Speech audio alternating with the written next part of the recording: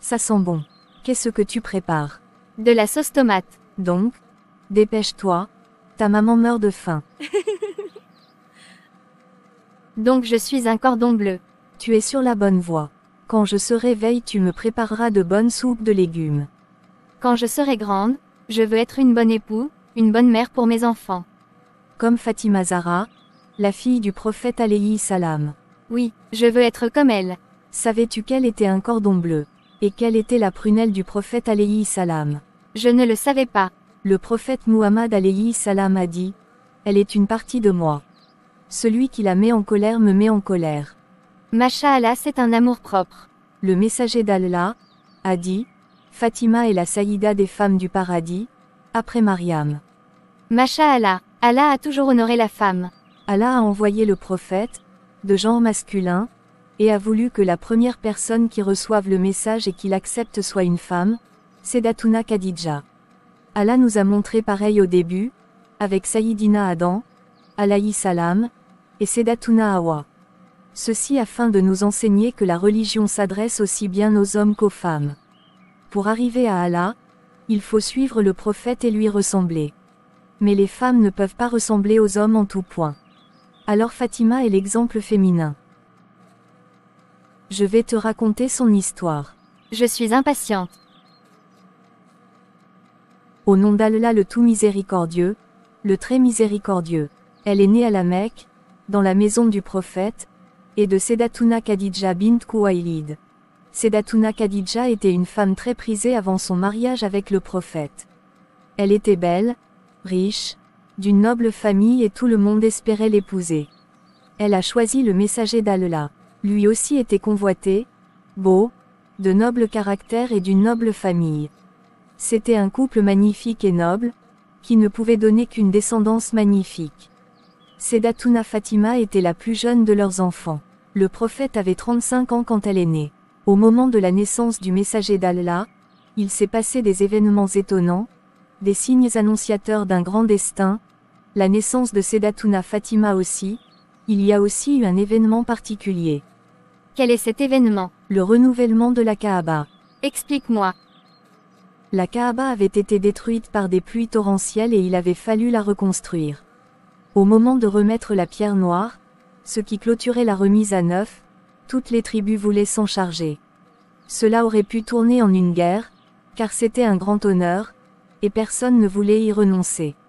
Finalement, les notables des tribus ont dit qu'ils écouteraient le conseil du premier qui entrerait là où il se trouvait. Et c'est le messager d'Allah qui est venu. Il leur a proposé de mettre la pierre noire dans un tissu et de la porter tous ensemble jusqu'à la Kaaba. Cela aurait pu être un drame, mais le prophète Muhammad alayhi salam a trouvé une solution satisfaisante pour tous. Et Sayyidatuna Fatima est née ce jour-là, le jour où la rénovation de la Kaaba a été terminée, et où une guerre a été évitée par son père. C'est un symbole important, car elle sera la mère des gens qui s'occupent de la Kaaba, c'est par elle que viendra toute la descendance du prophète. Et ce jour, comment était le messager d'Allah? Le prophète était très content quand elle est née. Elle était sa 4e fille. À cette époque, les Arabes n'aimaient pas avoir des filles, cela assombrissait leur visage, et certaines d'entre elles étaient même enterrées vivantes. Mais quand Fatima est née, il a dit à Sayyidatuna Khadija que c'était une âme pure, douce et gentille. Sayyidatuna Fatima ressemblait énormément au prophète, aussi bien physiquement que dans son caractère. Si Allah lui a donné une ressemblance aussi forte, c'est qu'elle devait avoir un destin important. Sans aucun doute. Quelle était la date exacte? Elle est née 5 ans avant la prophétie, pour qu'elle vive tous les événements depuis son enfance. Et comment était son enfance? Généralement, à cette époque, les enfants de la Mecque étaient confiés à des nourrices, pour qu'ils bénéficient d'un environnement plus sain et apprennent l'éloquence. Mais Sayyidatuna Khadija a voulu allaiter sa fille elle-même. Depuis sa naissance et jusqu'à ses 5 ans, Fatima avait l'habitude de voir son père monter à la grotte. Elle voyait sa mère amener de la nourriture à son père, le réconforter, et revenir avec lui. Donc elle a été témoin de l'événement de la révélation. Un jour, alors que son père rentrait de la grotte, il était frissonnant et disait « Couvrez-moi, couvrez-moi ».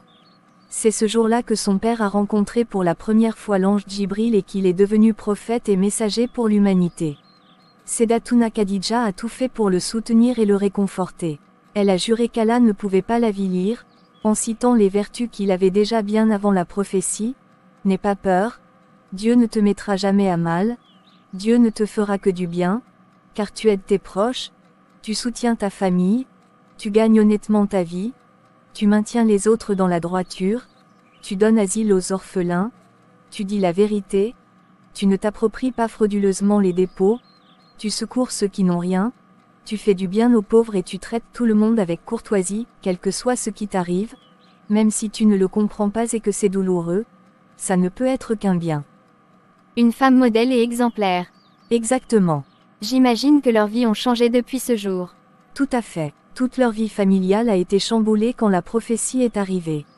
Sayyidatuna Fatima a soutenu son père enfant, jeune, et jusqu'à sa mort.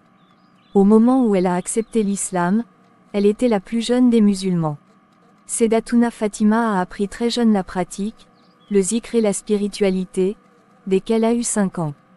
Comme elle était très jeune, elle le suivait partout et voyait tout ce qui lui arrivait. Des gens qui avaient aimé son père et sa mère se sont transformés en ennemis après l'annonce de la révélation.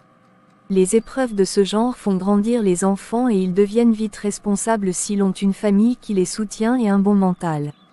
Quand Sayyidatuna Fatima a affronté ces épreuves, elle était jeune et très sensible, mais elle était bien entourée, et cela l'a rendue forte. Qu'est-ce qu'ils sont méchants, c'est mais quoi? Sayyidatuna Fatima et Sayyidatuna Kulthum ont vécu cet embargo, qui a duré 3 ans. Elles ont vu les souffrances des uns et des autres. Elles entendaient les enfants qui pleuraient, car ils avaient faim. Les gens mangeaient des feuilles d'arbres. Sayyidatuna Fatima avait des abcès dans la bouche, et elle était devenue si maigre que son ventre touchait son dos. Allah Tout-Puissant. Des compagnons essayaient de les aider. Sayyidina Bilal cachait des vivres sous ses aisselles, les serviteurs de Sayyidina Khadija apportaient de la nourriture en cachette grâce à des astuces, comme envoyer un chameau en disant « c'est la nourriture de Khadija », mais Sayyidina Khadija a mal supporté cet embargo et elle est décédée peu de temps après la fin de cette période. Le pacte avait été mangé par des termites, et des Koraïkites s'étaient révoltés. Ils voulaient le déchirer, il était déjà détruit. Fatima était à ce moment-là une jeune fille de 16 ans et tandis que sa mère était en train de mourir, elle a dit, « Par Allah, je peux seulement dire, nous appartenons à Allah et à lui nous reviendrons. Ô Allah, récompense-moi pour la mort et la perte de ma mère.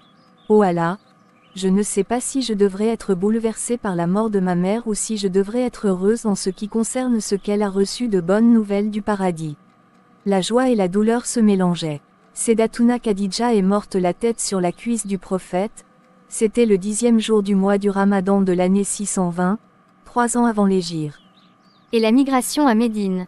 Elle a maigri avec sa sœur Kalsoum et sa belle-mère Saouda et la famille Abou Bakr. Une fois à Médine, qu'est-ce qui s'est passé?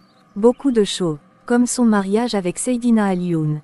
Ah bon? Sayyidatuna Fatima avait atteint l'âge de 18 ans, les hommes commençaient à venir vers son père pour demander Fatima en mariage. Ils voulaient tous être liés au prophète. Abou Bakr, puis Oumar ibn al-Khattab, puis Abdourrahman, qu'Allah soit satisfait d'eux, tous vinrent demander la main de Fatima et le prophète a refusé d'une manière douce leur proposition. Il leur a dit qu'il attendait une réponse d'Allah. Allah avait choisi Seydina Ali. C'est ça.